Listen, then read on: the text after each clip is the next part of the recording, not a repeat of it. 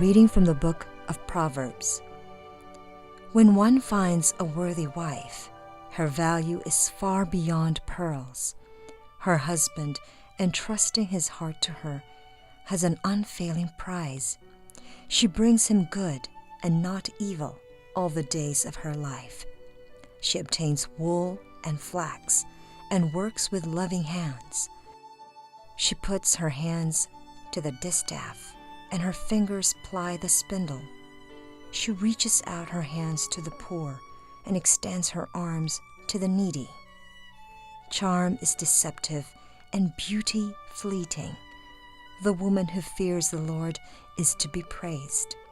Give her a reward for her labors, and let her works praise her at the city gates. The word of the Lord. Our first reading for this Sunday comes from the book of Proverbs.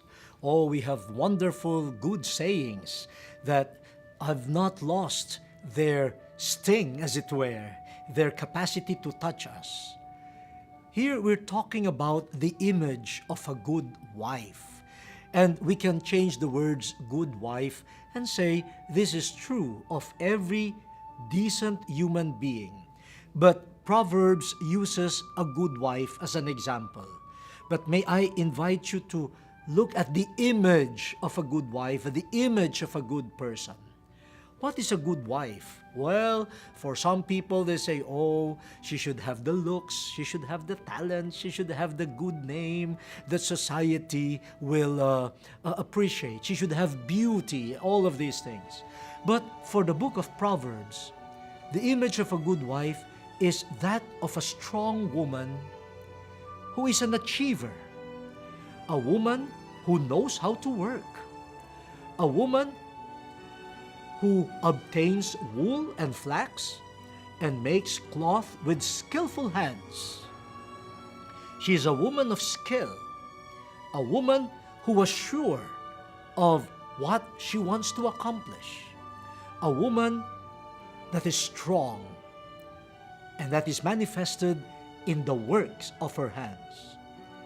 She puts her hands to the distaff and her fingers ply the spindle.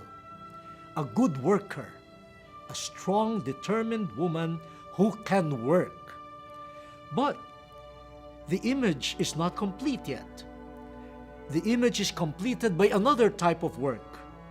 This good woman works to benefit the needy. She works for the poor. She works not only for herself. So there is a work that is directed not only to her family, for her upkeep, not only for her self-development, but work that will benefit the wider society. This is the image of a good, ideal lady, a wife, and a mother. This is the image of beauty. According to Proverbs, external beauty is fleeting, and it can even be deceptive. Oh, you can have a beautiful woman in terms of charm, no? But this woman or this person may not be as industrious or as strong as you would expect her to be. So beauty is fleeting.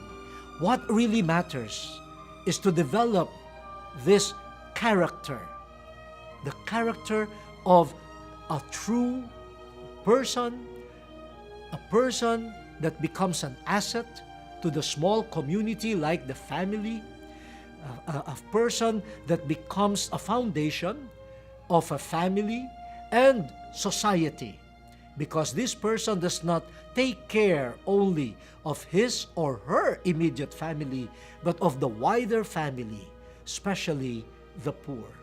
So, dear brothers and sisters, the choice is ours. What image do you want to have?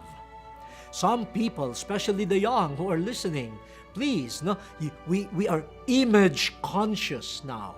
We are worried about our hair, our hairstyle, about our eyebrows, no, about our clothing. Here, the image presented by Proverbs is in the quality of your work.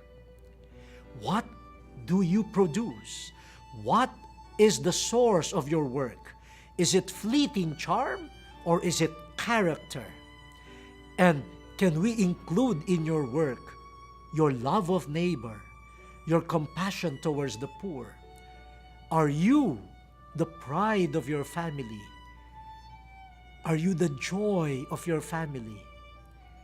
Are you productive in society? That is the image that we should approximate. That is the image that we should embrace.